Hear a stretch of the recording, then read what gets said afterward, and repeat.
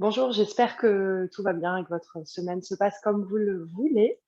Aujourd'hui, je vous propose une séance pour ouvrir et tirer tout l'avant du corps.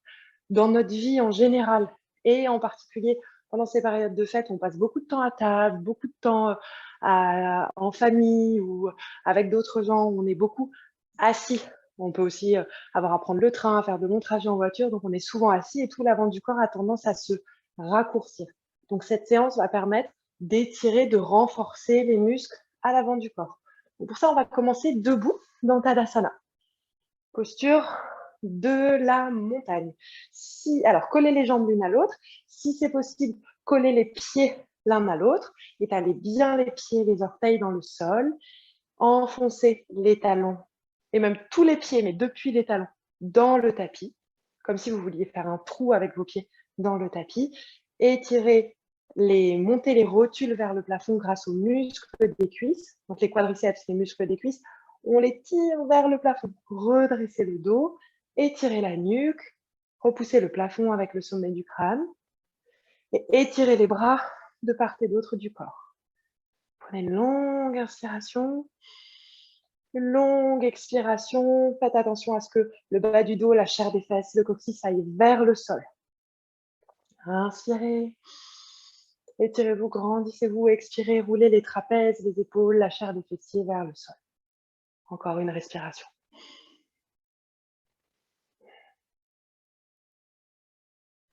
Nous allons commencer à étirer les quadriceps, donc les muscles à l'avant des cuisses. Vous pouvez vous appuyer sur un mur ou sur un meuble si c'est plus facile pour vous. Là, il ne s'agit pas de travailler l'équilibre, donc aucun scrupule. Mettez le poids du corps sur la jambe gauche, attrapez la cheville droite, et ensuite, restez pas comme ça.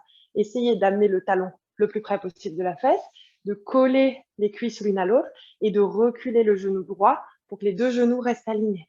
Ensuite, on redresse le buste et on essaye de ne pas être penché vers l'avant et de ne pas trop creuser le bas du dos. Essayez d'avoir une belle ligne droite à l'avant du corps. Je me tourne pour vous montrer. Donc, je perds l'équilibre, mais vous voyez ce que je veux dire. Voilà. On aligne les deux genoux, on redresse bien le corps, on étire le bas du dos. Petit à petit, on voit si on peut rapprocher le talon de la fesse. Et on relâche. On fait la même chose avec l'autre jambe. On met le poids du corps sur la jambe droite. On attrape la cheville gauche. Rapprochez le talon de la fesse. Essayez d'aligner vos deux cuisses, vos deux genoux. Et d'étirer le dos. Redressez la poitrine. Roulez la chair des fesses, le coccyx vers le sol. On sent bien les quadriceps. À chaque fois qu'on les étire, on le sent vraiment très nettement. Plus ça fait mal, plus ça veut dire qu'ils ont besoin d'être étirés. Donc faites-le dès que vous y pensez. Et n'hésitez pas, encore une fois, à vous tenir à un meuble ou à un mur si jamais c'est plus facile pour vous. Relâchez. On va faire maintenant une posture d'équilibre. Là aussi, si c'est trop compliqué, vous pouvez bien entendu rester à proximité d'un support. C'est Natarajasana, la posture de Shiva dansant. On va mettre le poids du corps sur la jambe droite. De nouveau, on attrape la cheville gauche, le pied près de la fesse. Replacez-vous comme on a vu à l'instant. Étirez la jambe droite, le bras droit vers le plafond. Inspirez et en expirant, fixez un point loin devant et penchez-vous vers l'avant. Poussez le pied à fond contre la main à fond contre le pied. Si besoin, on se tient à quelque chose avec la main droite, mais gardez la jambe arrière active. Détendez le visage, respirez.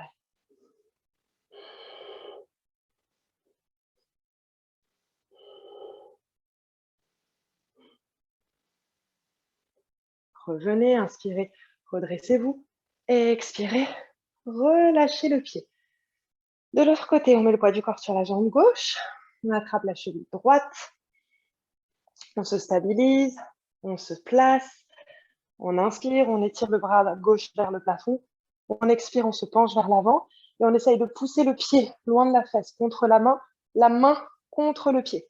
Une opposition entre les deux. Gardez une respiration calme, fluide, régulière. Et réinspirez. Revenez. Expirez. Lâchez le bras. Et relâchez le pied. On va se mettre à quatre pattes pour étirer les poignets. Donc, on est à quatre pattes, sauf qu'on va tourner les doigts vers les genoux. On reste. Si ça tire très fort dans les poignets, on avance les épaules et le bassin. Si jamais on sent que c'est possible, on peut toujours essayer, on recule les fesses en gardant les mains bien à plat sur le sol. On travaille sur les poignets, mais aussi, bien sûr, vous le sentez, on étire les muscles à l'avant des bras, les muscles des avant-bras. Respirez. Si jamais ça tire, ne bloquez pas la respiration. Au contraire, plus ça résiste, plus vous trouvez ça peu confortable, plus il est important que la respiration, elle, reste confortable.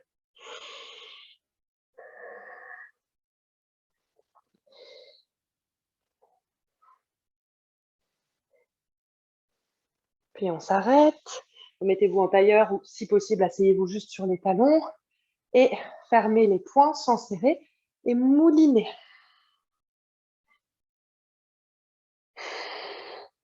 De faire de grands cercles avec les poings dans un sens et dans l'autre. Et d'aller dans toutes les directions.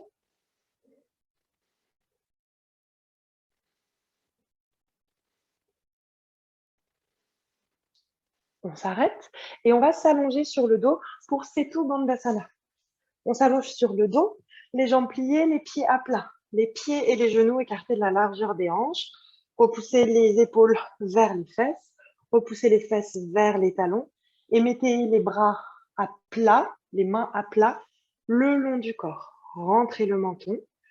Pendant la posture, gardez les pieds et en particulier les gros orteils bien à plat et enfoncés dans le sol. Inspirez. Et en expirant, donc enfoncez les pieds dans le sol, enfoncez les mains, les bras, les épaules dans le sol et décollez le bassin, toute la colonne vertébrale. Essayez de décoller les omoplates et de rapprocher le sternum, l'os au milieu de la poitrine, du menton. Prenez appui sur les pieds, sur les bras, sur les épaules. Là, on étire tout l'avant du corps. Montez le pubis plus haut que le nombril. Allongez le bas du dos en poussant la chair des fessiers vers les genoux. Je montre le mouvement, hop, comme ça. Je le montre avec mes mains, mais vous essayez de faire le mouvement avec le bassin simplement. Réinspirez. Expirez, déroulez la colonne sur le sol. Encore une fois. Inspirez. Expirez, repoussez-vous du sol avec les pieds, les mains, les bras, les épaules. Essayez de verticaliser les omoplates. Ne laissez pas vos gros orteils se décoller. Ne laissez pas les genoux s'écarter. Détendez le visage, gardez une respiration régulière. Et déroulez la colonne sur le sol. Revenez. Montez les genoux à la poitrine. Et doucement, balancez-vous à gauche, à droite.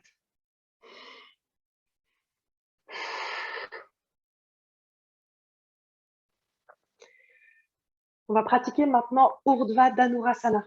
C'est la posture du pont.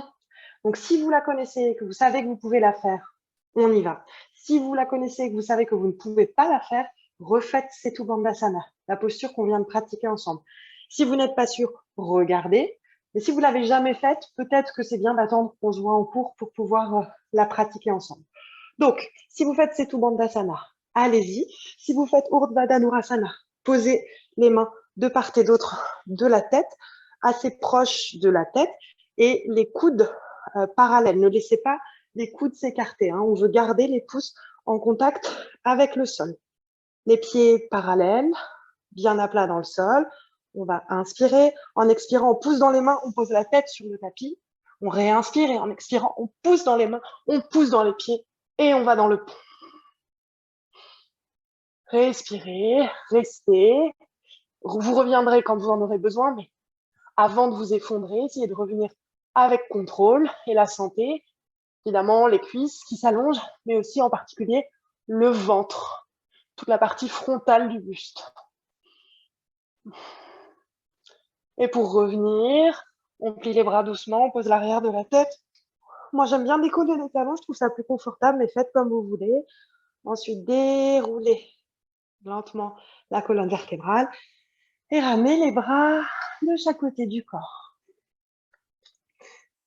Si besoin, montez les genoux un instant à la poitrine, tirez les genoux vers vous. C'est tout Bandhasana. Revenez si ce n'est pas déjà fait. Puis posez tout le monde les pieds à plat sur le sol. Écartez légèrement les bras. Inspirez. En expirant, laissez tomber les deux genoux à droite, la tête à gauche.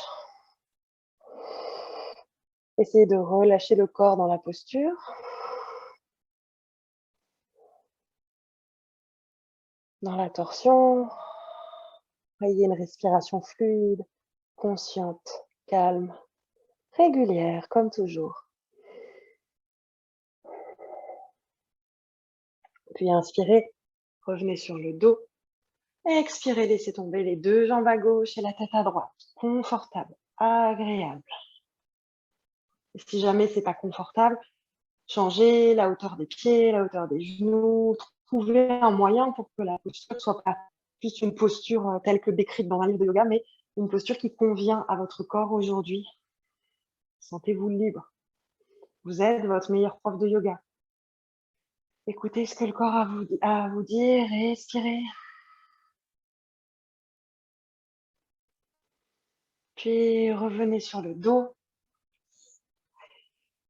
et relâchez les jambes sur le sol pour Shavasana. Quelques instants, pas très longtemps. Si jamais ça tire dans le bas du dos, mettez des coussins à l'arrière des jambes sous les genoux. Inspirez profondément. Expirez, relâchez le corps. Relâchez les jambes, relâchez les bras, relâchez la tête. Inspirez profondément. Et à l'expiration, relâchez le ventre, le dos, la poitrine. Essayez de détendre toute la surface du corps et tout le contenu du corps. Si vous avez le temps, que vous êtes bien, que vous en avez envie, restez aussi longtemps que vous le souhaitez dans Shavasana. Et sinon, pas besoin de rester très longtemps. La pratique a été assez courte. On se tourne sur le côté, on repousse le sol avec les mains. Revenez vous installer dans une position assise, posture assise confortable. Juste le temps de redresser le buste, le dos et de sentir l'avant du corps. Peut-être que vous avez, comme moi, l'impression d'avoir gagné 10 cm.